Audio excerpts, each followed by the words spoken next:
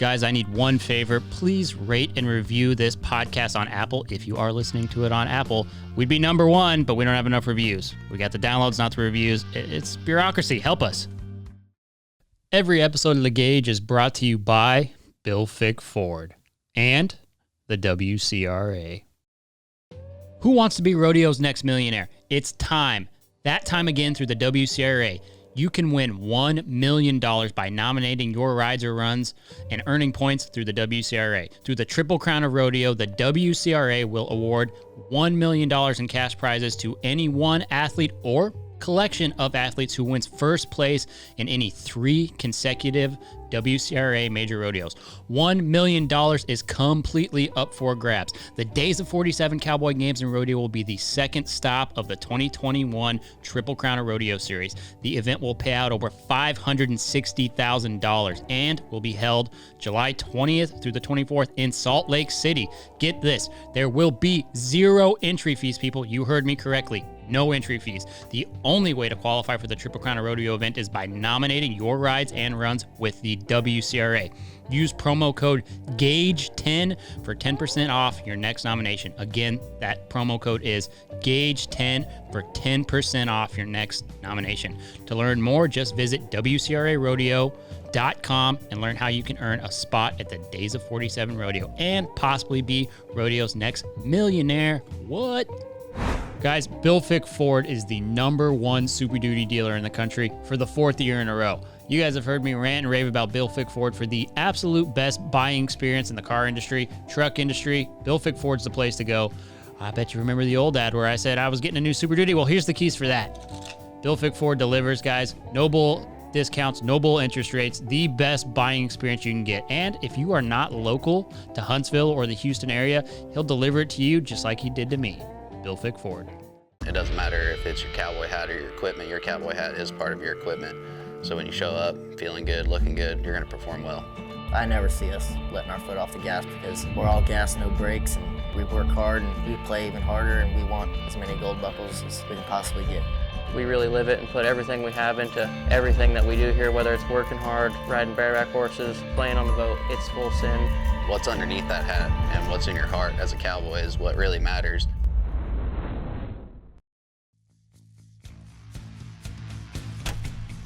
This is The Gauge with host Chance Conradu. Are you freaking serious? It's Conrado. This is The Gauge, and I am Chance Conrado. On this episode of the podcast, we've got State Senator Paul Bailey. He also serves as the Vice President for the NRCHA. He's been a big part of the AQHA. He owns a huge business. Dude is a savage. I don't know when he sleeps. He's certainly more effective than everybody in this room put together. Anyway, I find him to be a very unique character, and this is one of those high-level conversations. It's not as many ha-ha funnies as maybe you've been used to, but I think anybody who listens to part 1 is definitely going to want to listen to part 2. Part 1 is politics. Part 2, horse talk. Go. Yeah, anyway, I think we're rolling anyway. We kind of just start them. No one ever knows when they're going, because sometimes you get some pretty interesting, funny things when you just start them. But, yeah, so you've got the trucking business. I mean, you've got to be facing a lot of, issues similar probably to what I am. But I mean, this whole issue with commerce. I mean, are you on the trucking side or is it a dealership? No. I'm in the trucking business. Yeah. We've been in the trucking business for 37 years. I'm actually a 3rd generation trucker with the 4th generation working in the company today. And so the biggest challenge that we have is finding truck drivers. Yeah. Truck drivers is they're getting to be a very rare commodity. And all companies from coast to coast are basically facing the same. Just a few weeks ago, the National Tanker Association came out and basically said that, there could be a shortage of gas and diesel available nationwide, not because of a pipeline going down like the Colonial Pipeline. Yeah. But just simply because they're 700 drivers short nationwide, which means that deliveries to convenience stores and to truck stops could be affected by that. Right. Well, and it's just so interesting, right? Because they're kind of saying that the the root cause of this is the unemployment benefits that people are getting. So why would somebody want to sit in a truck and drive across the country? I mean, it's a hard job. You know that better than anybody. It is. When they can sit at home. Right. And so I'm not for sure about Texas, but in Tennessee, you had the state unemployment benefit, which was $275. Then you add the federal benefit on top of that, which is $300. So someone that basically that's drawing unemployment is making $575 per week. Yep. So a lot of people don't bring that home at a normal job. So they're like, hey, this is a way for me to go to the lake every day or go roping or do whatever they want to do. But at the end of the day, it's ultimately affecting overall commerce simply because there are restaurants needing help. There's a lot of manufacturers out here needing employees to come back to work. And one of the issues we're facing in Tennessee is the fact that employers are reporting we did lay these employees off, but we're calling them back to work. And the Department of Labor is trying to sift through all of those that are being called back to work, but there's a lag time there. And so people are still able to receive their benefits while the Department of Labor is verifying that the job is there and that their benefits should be cut off. So we faced that quite a bit in Tennessee over the last several weeks. Our governor just joined in with several other states and basically said we're going to eliminate the $300 federal subsidy on July the 3rd. Yeah. So if you have a legitimate reason to draw unemployment and you sign up by July the 3rd, you'll still get the $300, but anyone signing up after July the 3rd will not receive that additional benefit. But, you know, it's help wanted signs I see here in Texas. I visit Texas quite often, and it's amazing how similar Tennessee and Texas are whenever it comes to needing employees. Yeah, well, I mean, you've got such a diverse population here and a massive one at that. I mean, we're well over 20 million people in the state of Texas, and I don't think I can drive down a main street and not see a help wanted sign in every restaurant or, you know, small business. I mean, it's killer out there. There's more jobs, it seems like, than there were before COVID. It's really interesting to see it. It is, and I think that, you know, the supply chain has been vastly interrupted, basically due to COVID, and then now trying to get people back into the workplace to produce. You know, whenever you had your manufacturers, and I'm talking about on a global basis, when you had the entire world's supply chain basically closed down due to COVID. Some have been not as swift, if you will, to open back up like America has, and especially with certain states like Tennessee and Texas. But that supply chain has severely been impacted. We continue to hear about the semiconductor shortage that we have. I understand when you go and buy a new vehicle today with the key fobs, you normally get 2 key fobs with your vehicle. You may only get 1 key fob today. If you can get the vehicle. I mean, Ford just shut down truck plants, and it's really interesting because the business that I'm in has to do vastly with raw materials. I mean, I'm in the trailer business, you know, to design and sell custom trailers, which has been crushed because when the mines that pull, you know, iron ore and aluminum ore out of the ground shut down for any amount of a time, it takes months and months for them to get back up to speed. Right. And then the smelting businesses, it could take up to 12 months for them to recoup what they lost by just shutting down.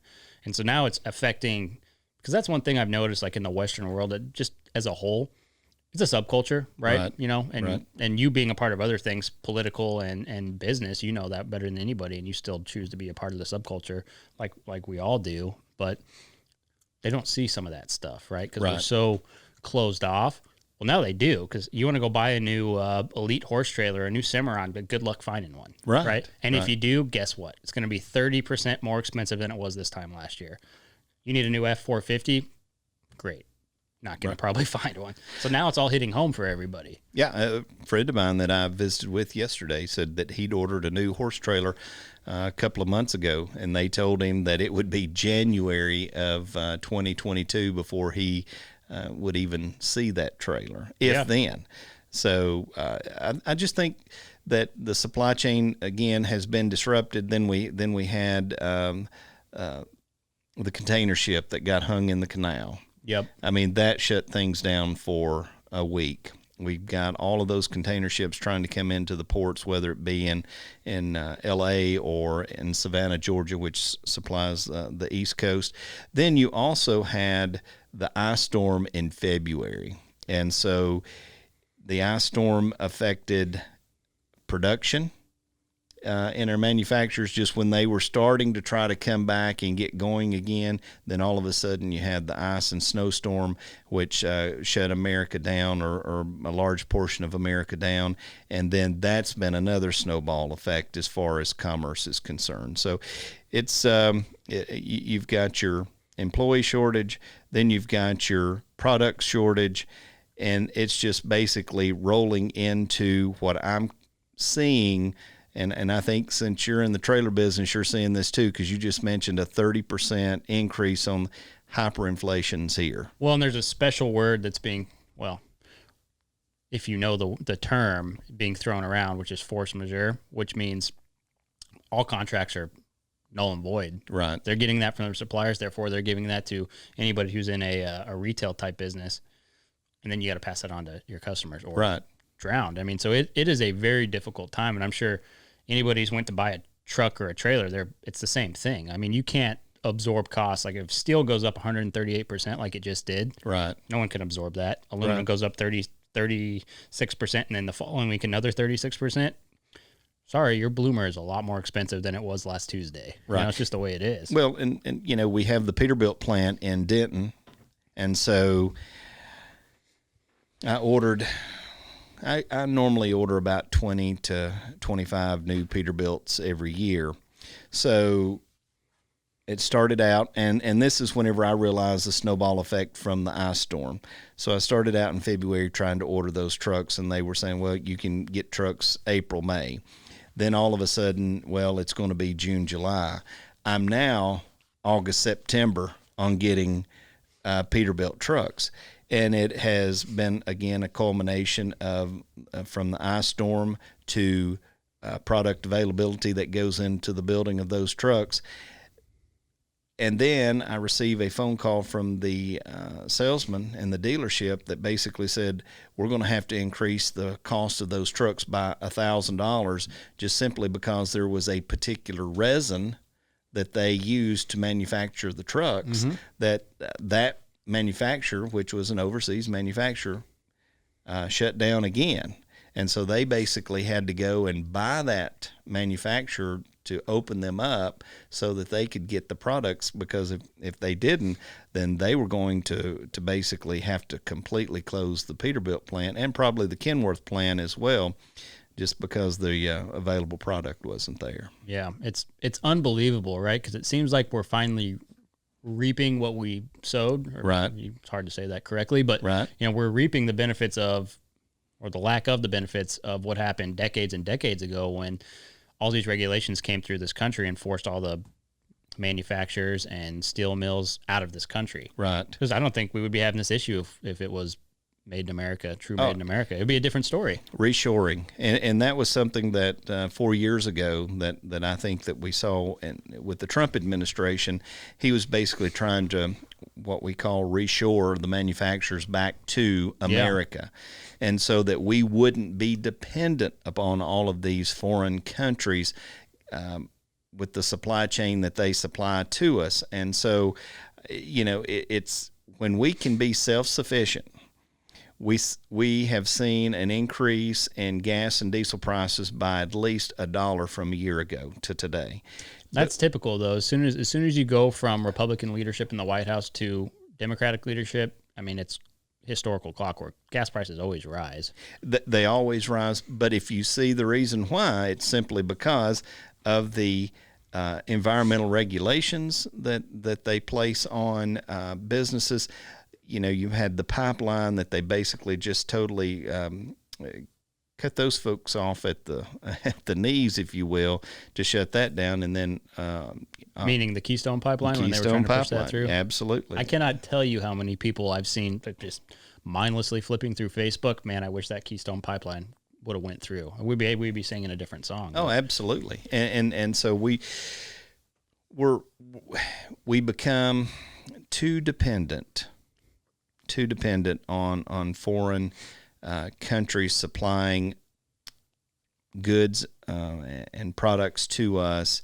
And, I felt like we were really moving in a more self-sufficient manner in the past 4 years, but now we're being faced with cutting off the Keystone Pipeline. Now we've seen the pandemic, and it's just really, really affecting America, and in a way that's that I'm afraid. And I'm not trying to be gloom and doom, but all I can tell you is when you see pricing continue to rise over and over and over again, freight costs are just out the roof. Yep.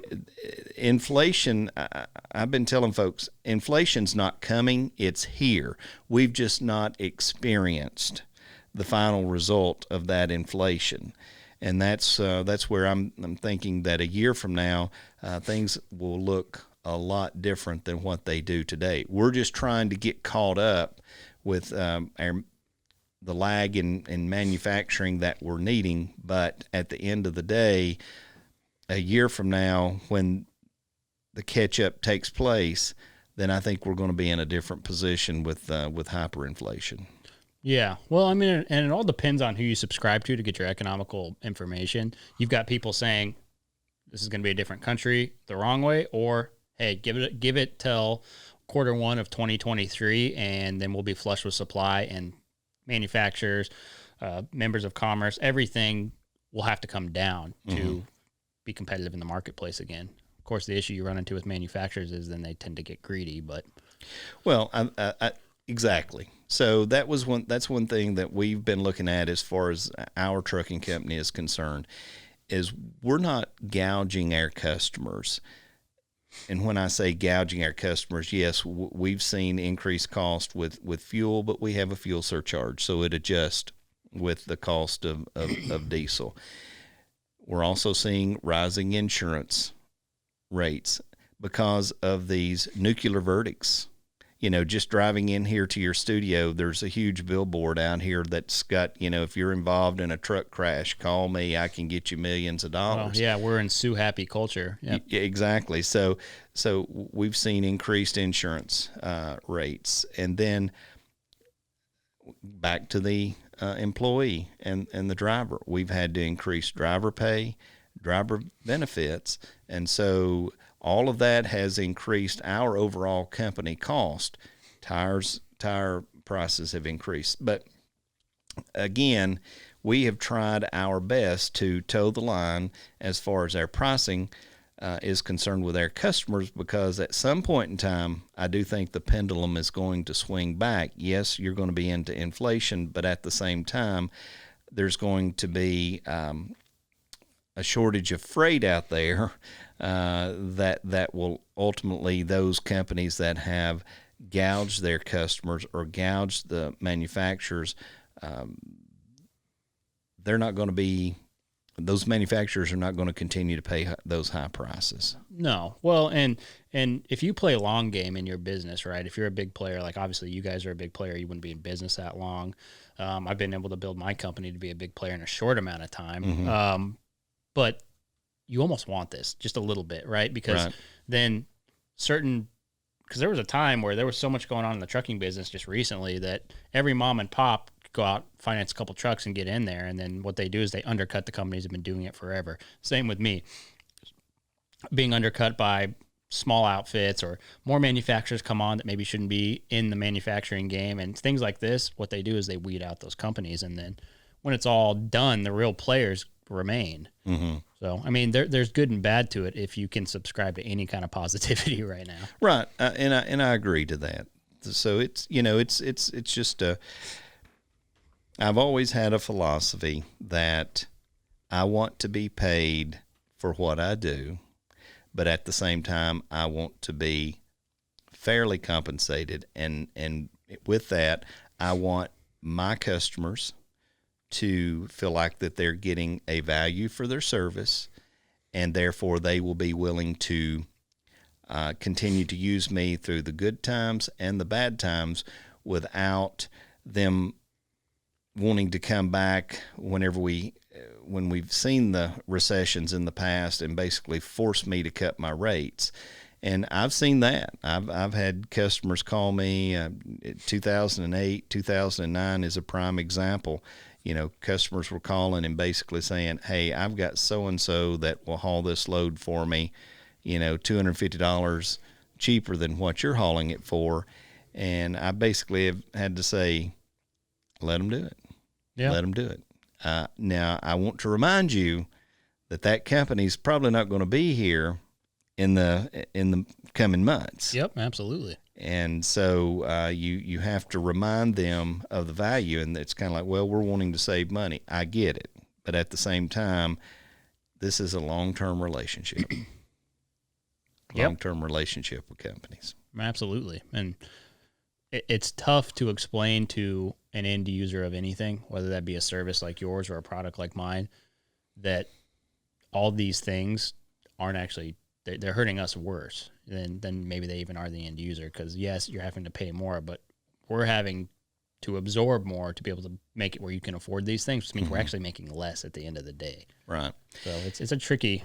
And trucking business is it's a service business. We're selling a service, and if you provide good service, then you want to be compensated for that. It's just like going into a restaurant. If you have a waiter or a waitress that provides you with excellent service, you want to give them a good tip.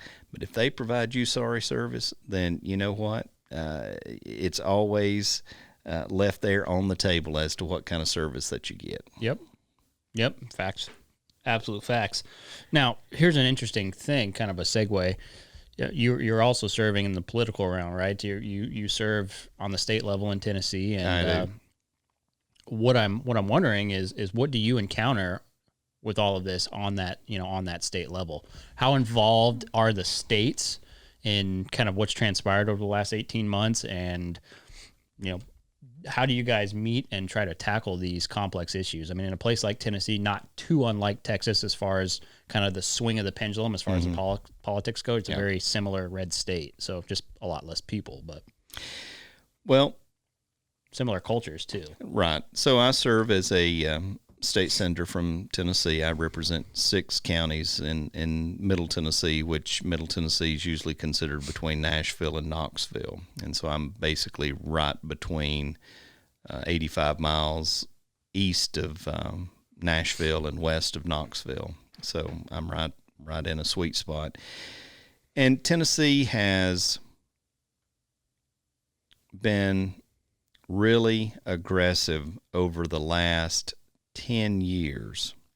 And let me say this, this is my 8th year in the legislature. I run for re-election next year in 2022.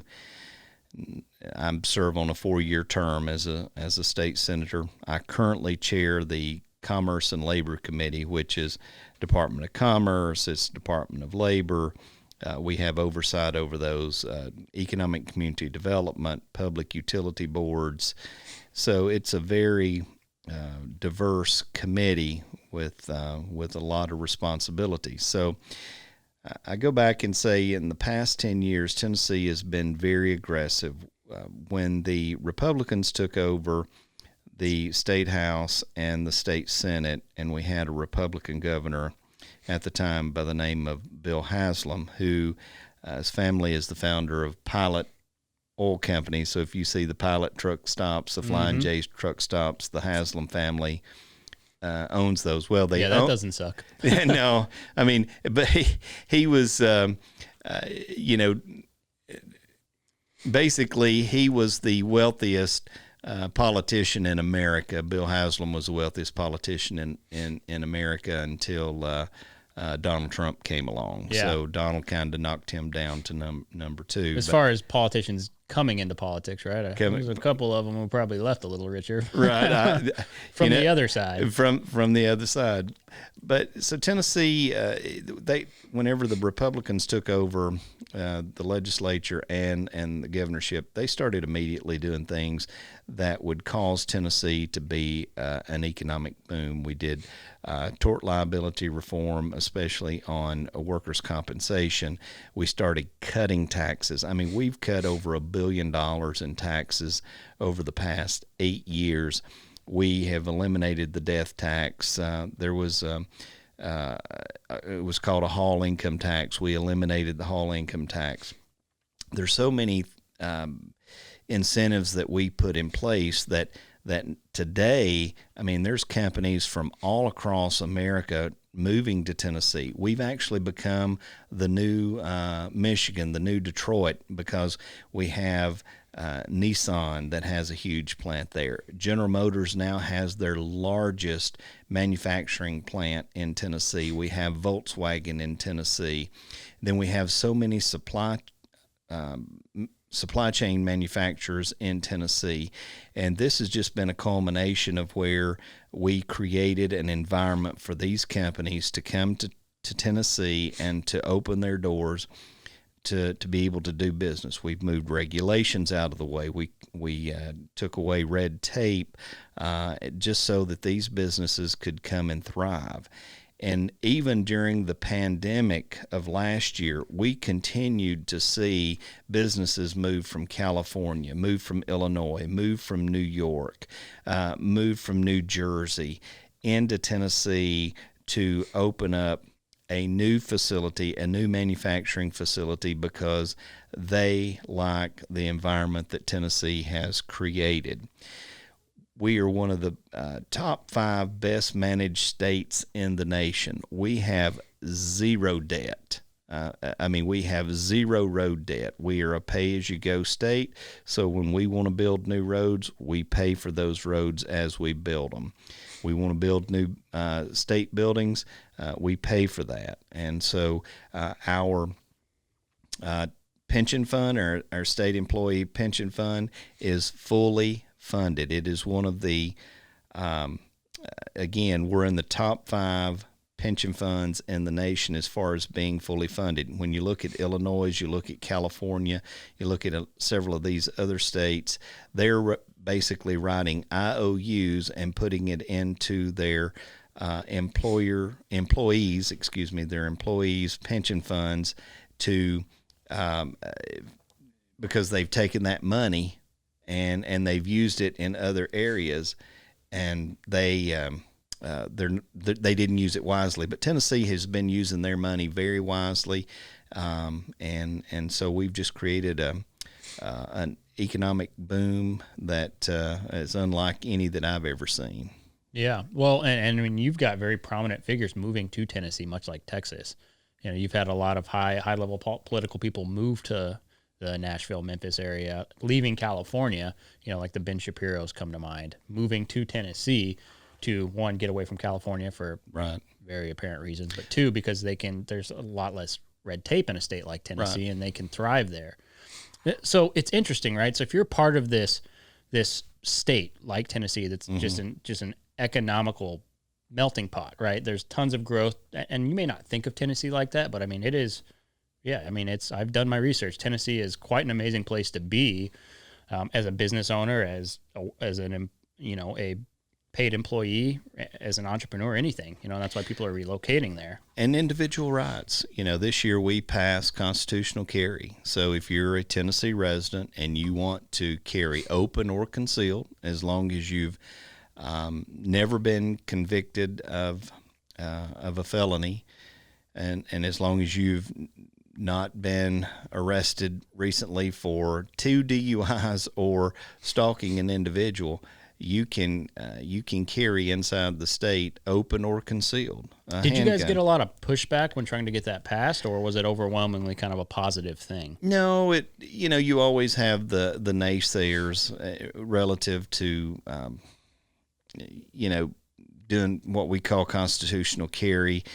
But I mean, there was a little bit of a pushback, but at the same time, we knew that was the right thing to do, and especially looking at the current administration in Washington right now, where they've been trying to threaten our Second Amendment rights. So Tennessee is trying to be as proactive as possible, and so we passed legislation regarding the Second Amendment. We've also passed legislation for our K through 12 schools that they cannot teach us critical race theory.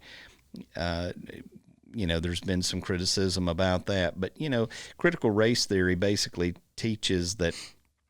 Well, and Tennessee's not the only state who's passed that. Exactly. Florida, Texas is working on the same thing, that's right. I mean, Texas is so, and that's what you're saying is these states, and that critical race theory is definitely something that we've got to make sure that when our children are taught history, they're taught history, and it's not taught to where there were some that basically were privileged, if you will, over others. And so I think that's something that we want to make sure of, is that we make our children are taught history and taught it correctly.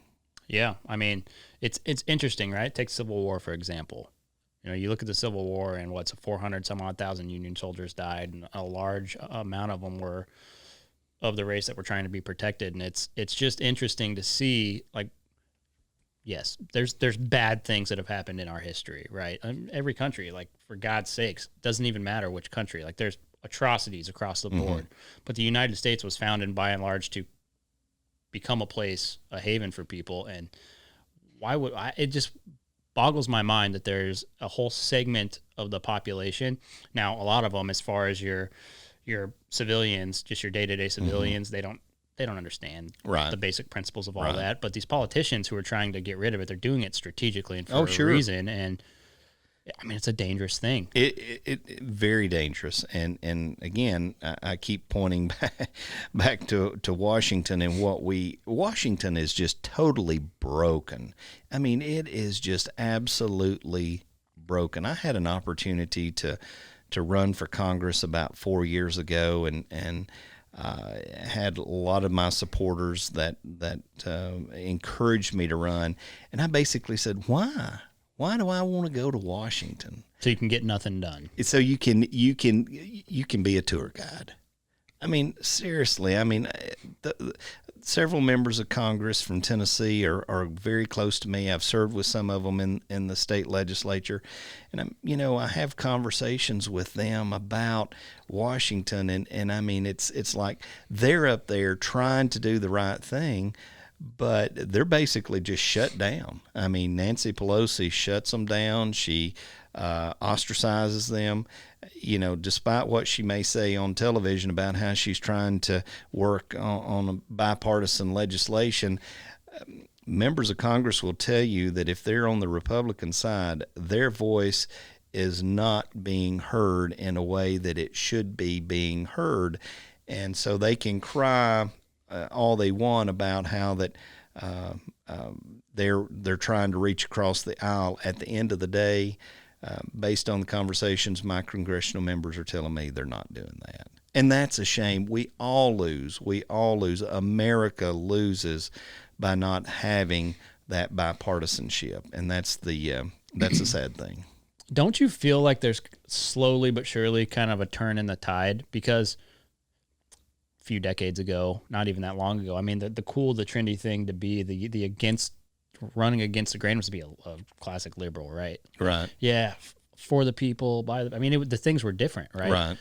And now it's like, well, if you want to be a rebel, be a conservative. If you want to be cool, be a conservative. Like, if you want to stick it to the man, you're a conservative now. Like, there's all these figures out in kind of the current landscape that are kind of making it cool again. And when you look at the way the federal government operates and how broken it is and how corrupt it is and twisted, I mean, we've seen, just the simple thing of a recount, whether or not you agree with, the results or not, I don't think that matters.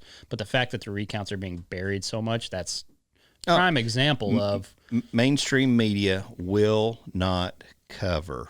They will not cover what's taking place in Arizona. They will not cover what's being uncovered in a lot of these other states.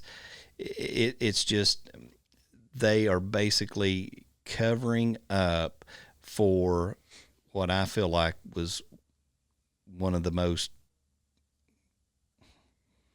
big steals of our lifetime.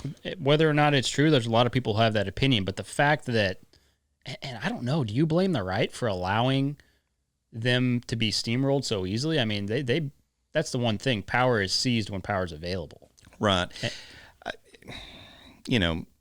I'm a member of the Republican Party. I run as a Republican. Republicans don't always have the will to fight like the Democrats do. No, and you got to give the Democrats credit. They will die on their sword. They will die on their sword, and Republicans don't always do that. I think that's the reason why when Donald Trump ran for president and the 4 years that he served as president, people migrated to them because they saw him as a fighter. They saw him as someone that was trying to do what they have believed in for a number of years, but yet other presidents that had been elected and served said that they were going to do things, but never did. Do you think it has a lot to do with the financials, though? Because, I mean, a lot of people go into the president, Obama, for example, he went into the presidency not a real high net worth and left with a very high net worth. Well, sure, book deals. But, just one example. But do you think they get that and then their first briefings come through and they find out really what's going on and they kind of just like, wow, there's no reason to fight this or change anything, and then Donald Trump gets in there, whether you liked him or not? God, it probably went down as the greatest president ever if he just didn't have a Twitter feed. Yeah, well, I mean, that's him. I mean, that's, and I agree with you. That's I say this from time to time. To me, Barack Obama was a Manchurian candidate. Yeah. I mean, here's a guy that went from being a community organizer in Chicago to being a state senator to being a United States senator who basically never introduced any legislation the time that he spent as a United States senator to all of a sudden becoming president of the United States. Very short amount of time. Very, the whole thing. Very short amount of time, but he very eloquent when he speaks. He speaks very well and quick on his feet, and so I think that that was his positives. But I mean, this guy never owned a business. Basically, I usually always say he's been on the government payroll most all of his life, and those are the ones that I always get concerned about. To me, whether it be the federal legislators as far as the U.S. Congress is concerned or state legislators, our founding fathers always envisioned that it would be a part-time legislature so that those representing the people would live among the people. And that's where I feel like that, Washington has now become a full-time legislature, and it has been for many years. Tennessee and Texas were part-time legislators. We go into session, we're there 4 to 5 months, and then we go home and we live running our businesses and live among the people, and so we have more of a reality. The federal government has no sense of reality of what you and I go through on a daily basis running our business. They think they do, but at the end of the day, in my opinion, they don't. So, well, and do you think kind of the key to our future successes or climbing out of kind of the pit that we've allowed these people to put us in for decades? Do you think the key is on the state level? I mean, look at the way Tennessee's operating, Florida, Texas is starting to do it again. I don't think our governor's as strong as a DeSantis, clearly, but right. He's meeting at those levels. Right. Naomi in South Dakota, that's another prime example of these governors taking control of their states and kind of sticking it to the federal government. And what we got to see is actually how powerful the individual states are. Well, states, absolutely. It is the collective states that make the federal government. And that's where I think that, many state legislators and legislatures and governors have, gone wrong. They bow to the federal government when, in fact, it's the other way around. It's really the other way around. States have states' rights, and the federal government is formed because of the states. And we, as states, as Tennessee, as Texas, and South Dakota, Florida, all collectively, have got to push back on a lot of the federal overreach that continues to take place. And it's a joy to me to see when Tennessee pushes back. It's something whenever I see Texas Governor Abbott push back and Ron DeSantis and listen, this governor in South Dakota, man, I tell you what, she's a rock star. Man, she has blown up. I mean, she comes to the rodeo, she speaks at the rodeo, She's a badass. Yeah, she is, and what? Not afraid to. She's what Sarah Palin wished she could have been. Right. Well, of course, that's probably another discussion for another day. Definitely. But McCain, the McCain people basically tried to keep a lid on Sarah. They did, yeah. And back to my point about Republicans. Donald Trump, and not that I just keep going on about Donald Trump, but Donald Trump basically spoke on what we say a fourth grade level. So that meant that whether you were a white-collar worker or a blue-collar worker, you understood what Donald Trump said because he said it plainly. And a lot of times he repeated himself over and over and over again. And, there were times I'd turn his speeches on and I'm like, I watch it for 15, 20 minutes. And you can't, yeah. And then but at the same time, he spoke on that lower level to where people understood it. And, people like it whenever you call out fake news. And interestingly, I have a podcast myself, and I interviewed a Tennessean reporter and an Associated Press reporter on my podcast. I turned the tables on them. I interviewed them. Right.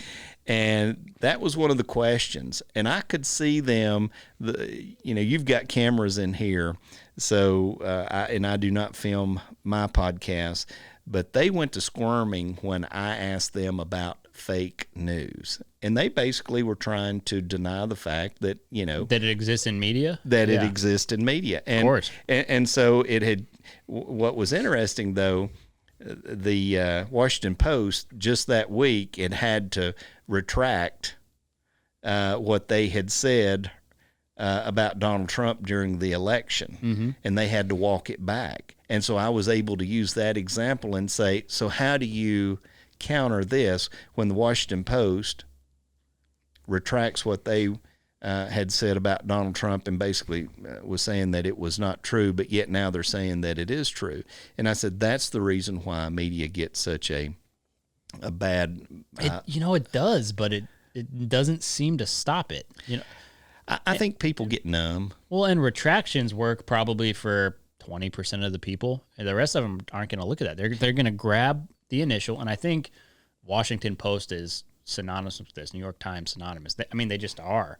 And I think they're fine with doing retractions because they know their overall message got consumed by a mass populace, and then the retraction, it's not going to happen. Right. I totally agree with that. They've grabbed the headline, and then CNN goes with it, MSNBC goes with it, and all of the CBS, all of those news stations go with the headline that the New York Times or the Washington Post, and then whenever the retraction comes, the retraction's usually buried in the paper somewhere, but they grab the headline. They grab the headline, and so people that's walking by the newsstand, they see that headline, and it creates an emotional response, and then they tell someone, Yeah, I mean, it's a dangerous thing if you kind of outline that spider web. If you've got your big players, then you've got your media, your New York Times, your Washington Post, and your CNNs, your MSNBCs, Fox News, no different. Same thing, just the other side of the fence. And then you've got your smaller ones, right? You've got all the local stations, the podcasts, they're not doing retractions. They're just rolling with that initial thing, and it's out there forever. Right. And that's talking about your podcast, and that is the way to reach people today. And it's if you want individuals to know what you're thinking, know what your platform is, podcast is the way to get it out there. They can choose to listen to it or not listen to it, but I mean, it is amazing to me. People talk about listening to podcasts. I mean, absolutely. Some of the biggest sources for media are these massive podcasts. I mean, they've changed the face of the way that some of the things in our political structure operate. They just have, because if a big political player goes on a Ben Shapiro or a Joe Rogan and millions of people listen to that one thing in the first hour, I mean, you're affecting real change, grassroots change. And I think it's really why I try to do it too. Mm-hmm. Even though our producers try to get me not to do political podcasts very often, I think no comment needed. I'm just gonna say it. There's a different. We can do this. We can even make this its own podcast. Yeah, but then we're not getting to all of our listeners. Well, anyway, that's not the point. One podcast is a lot like this. I couldn't imagine doing two. Regardless. What's that? I could do it. Yeah, you have a lot more free time than I do, Ty. Yeah, you spend a lot of time in the dark with yourself and a computer. I do not. Hey, I turn on the lights. Don't worry. I keep the window to go open. to the bathroom, maybe. But, I mean, it's true. And what I really hope to see is more people like yourself, right? You've served in the NRCHA. You're prominent in the reining world and have done a lot with that. And there's a certain type of character that you get from people with our types of backgrounds who are involved in, because you have to have a specific work ethic and a specific honor about you or character about you to do anything in the horse world, especially to work with animals on that level, to get them to be successful reiners or cutters or rodeo, equine rodeo athletes. Horses. It's just a different kind of person. Right. And the one thing that I don't like is I've met some of the most brilliant and talented people in this world. I'm sure you have, but they need to get in politics because with those strong personalities, I mean, it could affect these changes we're talking about if we get the right people involved. Yeah, and I totally agree with that. And so when you talk to a lot of these guys that are prominent, professional, Western horsemen people and that live in the Western horse industry, I just don't have time. I don't want to be involved. Exactly. But yet, when you're faced with decisions that are being made on the state level and especially on the federal level that could affect your livelihood, you've got to be involved. And many times it's too late. You are literally music to my ears right now saying that. It's too late. It's too late to try to get engaged in the fourth quarter of the ball game with 1 minute left to go or in the ninth inning. I mean, it is too late. And so you've got to be engaged and involved. And so many of these professionals and non-professionals out here that are at the top of their game, whether it be in roping, whether it be in cutting, whether it be in cow horse or reining or barrel racing, whatever the discipline is, they have an audience. They have an audience. And, whether you're conservative or whether you're liberal, those individuals have an audience, and they need to let their thoughts be known. Obviously, I hope I have more conservatives take advantage of that. but I'm just saying, those individuals have a platform, and they need to express themselves. I mean, I agree 100%. And I mean, you see some really unique people come out of, any of these Western sports. Let's say, let's take a specific rodeo cowboy, for example, who can go from doing that, start successful businesses, be a successful person, and have this grassroots following because of the way they conducted themselves for decades. We'll just use rodeo because that's the main thing for me anyway. Right. A guy like that needs to go get involved at the state level and work his way up because, I mean, that can shift the tide, especially in a place like Texas. You see a prominent figure like that get involved, I mean, it can shift the tide of everything. I mean, there's a strong possibility that this Bruce Jenner is going to affect massive change in the state of California. No, that's Caitlyn Jenner. Oh, sorry, you're the political guy. Sometimes I get the corrections wrong. You understand political correctness better than me. Well, I'm glad you corrected me. It's still Bruce to me, I guess. The guy off the Wheaties box who also has a nice set on him for some reason. Yeah, well, anyways, yeah, right. I mean, that's just. It's just because of the world we live in, though.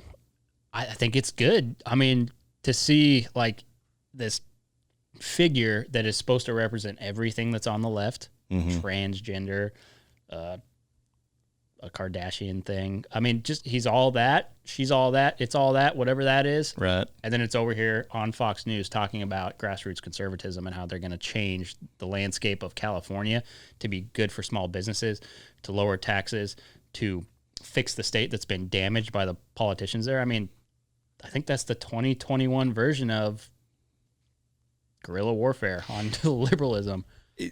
So let me address that just a little bit. Let's assume that there's a Governor Jenner. Mm-hmm. They have a legislature that they have to work with.